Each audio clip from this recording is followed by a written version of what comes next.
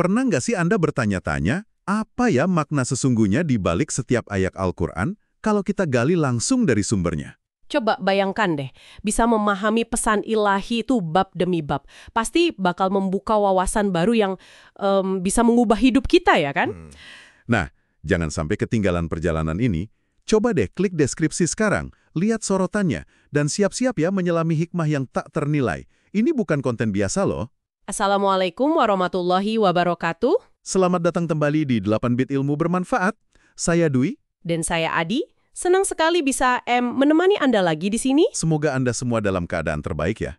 Terima kasih banyak sudah memilih untuk belajar bersama kami. Iya, dan jangan lupa ikuti podcast kami, terus subscribe juga channel YouTube kami ya, biar nggak ketinggalan setiap pembahasan baru. Hari ini, kita ini memulai sebuah perjalanan yang menurut saya istimewa banget. Menelaah Al-Quran secara lengkap, bab demi bab. Betul, kita akan coba sajikan dengan bahasa yang insya Allah mudah dipahami ya. Ada refleksi mendalamnya juga, terus gimana sih kita bisa menerapkan ini dalam kehidupan sehari-hari. Ya, sebuah kajian yang runut dan kaya makna gitu. Oke, jangan lupa juga ya, cek deskripsi episode ini. Di situ ada gambaran singkat tentang apa yang bakal kita bahas dan poin-poin pentingnya. Semoga Allah limpahkan berkahnya untuk kita semua ya dalam perjalanan ilmu ini. Yuk, mari kita langsung mulai aja pembahasan hari ini. Oke, kita mulai dari bagian akhir surah At-Taubah ya, ayat 121 sampai 129. Iya, betul. Ayat-ayat ini menekankan beberapa poin penting. Misalnya ayat 121 soal pahala atas usaha. Jadi setiap pengeluaran, sekecil apapun itu, atau setiap langkah di jalan Allah, itu semua dicatat dan akan dibalas dengan yang lebih baik lagi. Wah, Masya Allah. Terus di ayat 122 ada penekanan soal pentingnya ilmu agama ya? Tepat. Jadi nggak semua harus ikut berperang. Sebagian harus tetap tinggal, fokus mendalami agama, terus memberi peringatan ke kaumnya kalau sudah kembali. Pentingnya kaderisasi ulama gitu ya. Pembagian tugas yang strategis ya. Lalu ayat 123 tentang sikap terhadap penentang. Ya, perintahnya jelas. Bersikap tegas terhadap orang kafir yang ada di sekitar kita. Dan ingat, Allah itu bersama orang-orang yang bertakwa. Jadi ketegasan itu didasari ketakwaan. Lalu bagian yang menarik ini, reaksi berbeda terhadap wahyu di ayat 124 sampai 127. Nah ini dia, gimana orang beriman itu imannya malah bertambah kuat pas ada surah baru turun, tapi sebaliknya orang munafik yang hatinya ada penyakit itu malah, ya gitu deh, tambah kufur, tambah ragu, mereka bahkan bisik-bisik terus berpaling dari kebenaran. Perbedaan yang kontras banget ya. Kemudian di ayat 128, penggambaran sifat Rasulullah SAW. Aduh, ini indah sekali. Disebutkan bahwa beliau itu dari kaum mereka sendiri, jadi bisa merasakan betul penderitaan umatnya, sangat menginginkan kebaikan untuk umatnya, penuh belas kasihan dan penyayang luar biasa. Dan ditutup dengan ayat 129 tentang tawakal penuh. Betul. Kalaupun mereka berpaling, ya sudah, cukuplah Allah sebagai penolong. Nggak ada Tuhan selain Dia, pemilik arsy yang agung. Penutup yang mantap tentang sandaran utama kita. Oke, sekarang kita beranjak ke surah ke-10, surah Yunus. Ini mayoritas turun di Mekah ya? Iya betul, mayoritas Makkiyah. Kita lihat ayat-ayat awalnya. Dimulai lagi dengan huruf muqatta'at, alif, lam, ra. Terus, Al-Quran disebut sebagai kitab yang penuh hikmah. Lalu di ayat 2 ada keheranan manusia lagi ya? Iya, manusia heran. Kok bisa wahyu turun ke seorang manusia dari kalangan mereka sendiri, tugasnya untuk memberi peringatan dan kabar gembira? Malah dituduh penyihir. Respon awal yang seringkali negatif ya. Tapi langsung dijawab di ayat 3-6 tentang keagungan penciptaan Allah. Nah, ini dia.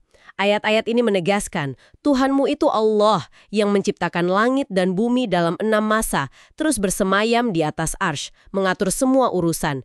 Gak ada syafaat tanpa izinnya, jelas banget perintah untuk menyembah Dia dan merenung. Disebutkan juga janji kebangkitan, lalu penciptaan matahari sebagai dia atau sumber cahaya, dan bulan sebagai nur, pantulan cahaya. Terus ada fase-fasenya untuk hitungan waktu. Semua diciptakan dengan hikmah, sebagai tanda bagi orang yang tahu dan bertakwa. Betul. Lalu ayat 7-11, ini kontras lagi antara nasib manusia. Ada yang puas dengan dunia aja, lalai dari ayat Allah, tempatnya ya neraka.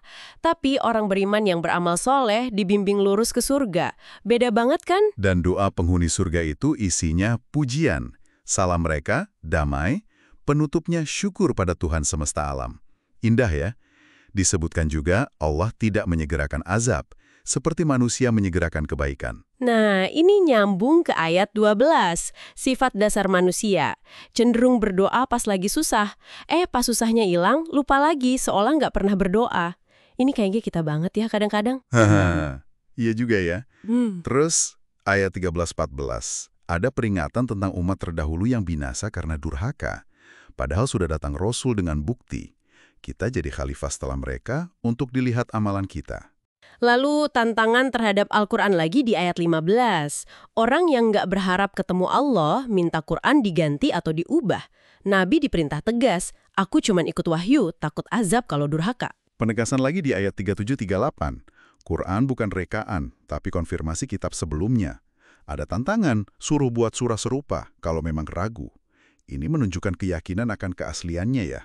Jelas. Terus ada penegasan lagi soal kesia-siaan syirik di ayat 18. Menyembah selain Allah yang nggak bisa kasih manfaat atau mudarat, padahal dianggap pemberi syafaat. Allah Maha Suci dari itu semua.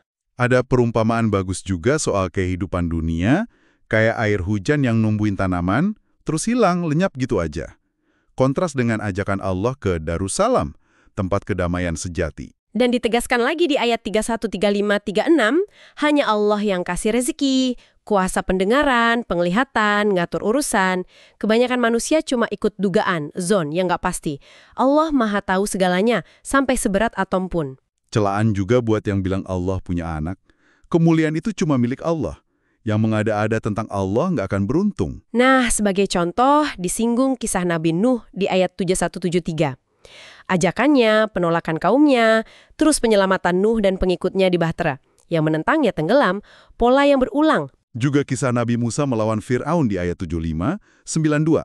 Pengutusan Musa dan Harun, tuduhan sihir, duel sama penyihir, doa Musa, laut terbelah, sampai Fir'aun tenggelam dan baru mau beriman pas ajal tiba. Dan menariknya, jasad Firaun diselamatkan sebagai pelajaran. Itu di ayat 92. Bukti fisik ya. Lalu kita beranjak sedikit ke awal surah Hud ya, surah ke-11, ayat 1-7. Iya, dimulai lagi dengan alif, lam, ro, kitab yang ayatnya kokoh, dijelaskan rinci dari yang maha bijaksana, maha tahu. Intinya sama, jangan sembah selain Allah, minta ampun, taubat, nanti dapat kesenangan yang baik sampai waktu tertentu. Dan lagi-lagi, penegasan Allah tahu yang tersembunyi dan tampak, rezeki semua makhluk dijamin, dan penciptaan langit bumi 6 masa. Konsisten ya pesannya? Alhamdulillah, kita sudah memulai langkah pertama nih dalam perjalanan menelaah Al-Quran, menyentuh akhir At-Taubah, dan awal surah Yunus yang penuh hikmah soal tauhid, kenabian, dan sifat manusia. Iya, memahami kitab suci secara bertahap begini, insya Allah membuka pintu pemahaman yang lebih dalam dan relevan ya buat kehidupan kita. Nah, sebagai penutup mungkin ya, coba kita renungkan bagaimana pemahaman awal tentang keagungan ciptaan Allah, sifat dasar manusia saat hadapi nikmat dan musibah, serta penegasan kebenaran wahyu, ini bisa mempengaruhi cara kita memandang tantangan dan rahmat dalam keseharian kita. Pertanyaan yang bagus untuk direnungkan. Terus ikuti perjalanan ini bersama kami ya, di 8 Bit Ilmu Bermanfaat. Semoga bermanfaat. Terima kasih banyak atas waktu Anda. Wassalamualaikum warahmatullahi wabarakatuh.